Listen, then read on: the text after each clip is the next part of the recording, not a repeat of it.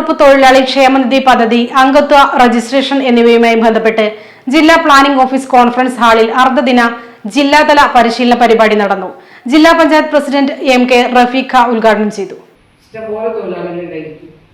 ഇവിടെ ആക്റ്റീവ് തൊഴിലാളികളെ കുറിച്ച് ഞാൻ ഇതിനോട് ചോദിച്ചപ്പോൾ ഏകദേശം 1.5 ലക്ഷത്തോളം അൺസ്കിൽഡ് ലേബേഴ്സ് നമ്മുടെ ജില്ലയിലെ 94 ഗ്രാമപഞ്ചായത്തിലുണ്ട്.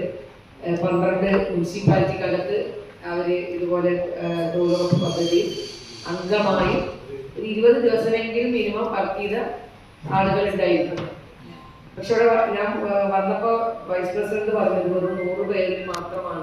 ക്ഷേമനിധി പ്രവർത്തനങ്ങൾ സംബന്ധിച്ച് പ്രവർത്തനങ്ങൾക്ക് നേതൃത്വം നൽകുന്ന ഗ്രാമപഞ്ചായത്ത് പ്രസിഡന്റുമാർ, നഗരസഭാ അധ്യക്ഷർ അംഗത്വ രജിസ്ട്രേഷൻ പരിശോധിച്ച അർഹത ശുപാർശ ചെയ്യുന്നതിന് ചുമതലയുള്ള ഗ്രാമപഞ്ചായത്ത് അസിസ്റ്റന്റ് സെക്രട്ടറി, നഗരസഭാ സെക്രട്ടറി ചുമതലപ്പെടുത്തുന്ന ഉദ്യോഗസ്ഥർ, ബ്ലോക്ക് പ്രോഗ്രാം ഓഫീസർമാർ തുടങ്ങിയവർ പരിശീലന പരിപാടിയിൽ പങ്കെടുത്തു.